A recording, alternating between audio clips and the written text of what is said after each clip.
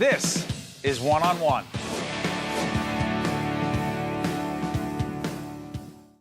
We are pleased to be joined by Yvette Long, who is the executive director of an organization called Platinum Minds. How are you doing? I'm doing great. What is Platinum Minds? Platinum Minds is a leadership development organization for boys. We work with boys in our urban communities, helping them develop leadership skills, giving them educational resources, and helping them be successful as they go through high school and go on to college. Why'd you start this? Just read an article, in 2006 about the number of boys that were being killed on our streets, and thought that, maybe there was something that I could do. Looking at my talent, some of my skills, and decided that, I could do something because this was horrible.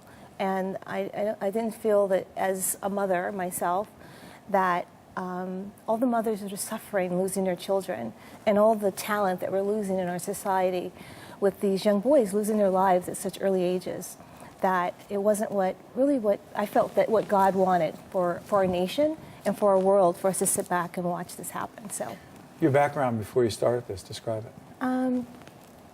My background is a teacher, also guidance counseling, and prior to that I was a model most of my life. So most of my life I was a model, and before I founded this organization I was a stay-at-home mom with my 2 girls, and just thought that, looking at that background, that there was something that, and I heard this voice saying, Yvette, you can make a difference. You can do something. And, I talked to my pastor about it, and I said, why do I hear this voice? And he says, Yvette, we're all called to do things, but we don't always listen. And I felt that, I had to listen to that voice to really take some action. Describe some of the programs and initiatives that you're involved in that make a difference. Well, I was just putting together a report looking at some of the things. We're facing our 10th anniversary, Congratulations. Which is very exciting. Yeah, it's very exciting, and it's hard to believe, after we've been here for 10 years. But putting together a report about that, I realized that we've helped about 100 boys in our program, and boys start in our program when they're 11 years old. And we help them right through middle school, and then they stay with us until they graduate high school. What do you do for them? We provide what we look at leadership skills, because we think about if you're going to change some of the problems in our communities, what's the best way to do that? And that is through great leadership. And we don't look at leadership, we look at leadership as being something, we have 5 core values, which is community service, being involved in your community, caring about your community, caring about others. We look at integrity, having a sense of integrity about who you are. What do those being, young men? What those young men mean to you? It shows me that there's promise in our world, that these young men are going to do great things. They're going to make changes in their communities and make lives better for other boys. Because in our program, we want our boys to see themselves as role models and mentors to younger boys in their schools and wherever they go in society. Are they from all different kinds of communities or disproportionate urban communities? Mostly urban communities. We look at communities that are challenged because of drugs or violence, unemployment, and these boys deserve an opportunity to do well. Yeah, they deserve opportunity. How do they find you? Well, we look for organizations that might refer students to our program. We work together with different schools. Right now, in fact, we have several schools that in addition to our leadership program, part of that, we have a literacy program where we work with boys kindergarten to 5th grade, helping those boys. And that program has been so successful. That's part of our leadership, because in order for leaders to really understand their value, we felt that they needed to experience being in the community, not just in the classroom. So we have a reading component, a literacy program that our boys, and that has been very successful. And so we've had several schools reach out to us and say, can you help bring that program to our school? So we said, absolutely, but one of the challenges is just finding the funding for that. I mean, we can be in multiple schools with additional funding. If you had the money. You have the funding to do that, because we look at why are these schools unable to oftentimes provide some of these basic fundamentals for young men as far as reading literacy. And it has to do with funding, really, and getting those resources to the students. Right. We're able to do that because we're a small organization and we have that direct contact. Who We're else right there, there. other than you, who's on board? We have our instructors. Right now, we're in Morristown, we're in Newark, and we're in Asbury Park. So let me ask you a So, question. Why is it so personal for you?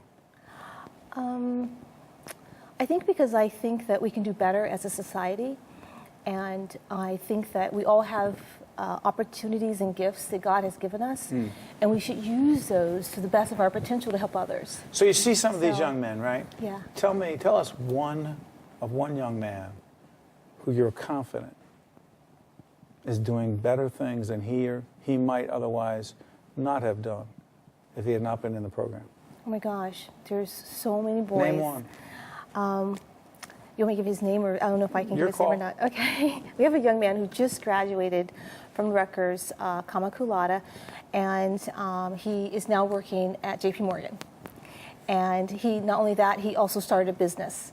And he says, Mrs. Long, I want to be able to help other boys through this business that I'm doing, helping. He does bodybuilding. And he says, I want to help other boys understand that, to have that confidence.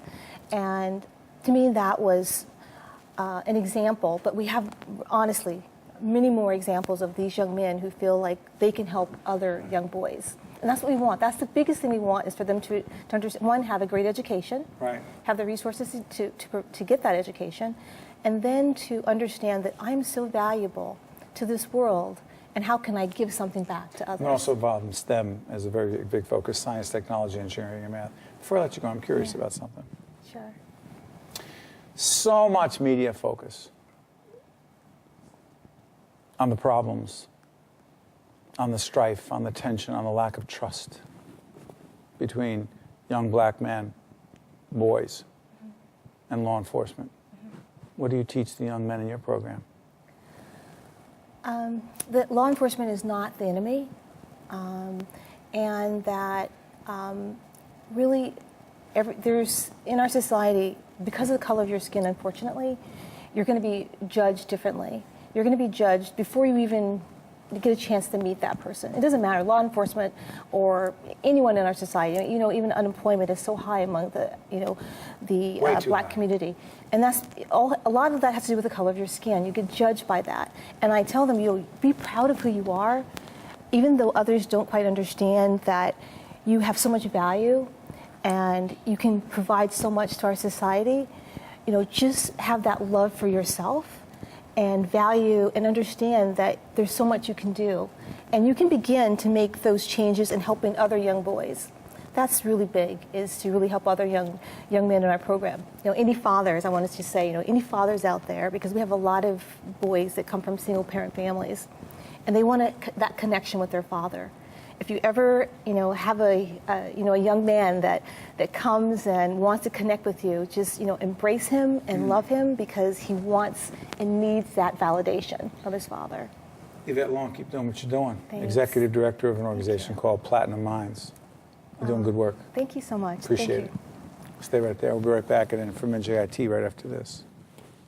One-on-One with Steve Adubato has been a production of the Caucus Educational Corporation, celebrating over 25 years of broadcast excellence. Funding for this special edition of One-on-One with Steve Adubato at NJIT has been provided by NJIT, Investors Bank, the Healthcare Foundation of New Jersey, Century 21 Construction, Prudential Financial's Global Communications Department, the New Jersey Education Association, and by the Fidelco Group. Transportation provided by Airbrook Limousine, serving the metropolitan New York, New Jersey area. One-on-One with Steve Adubato at NJIT has been produced in cooperation with FiOS One News.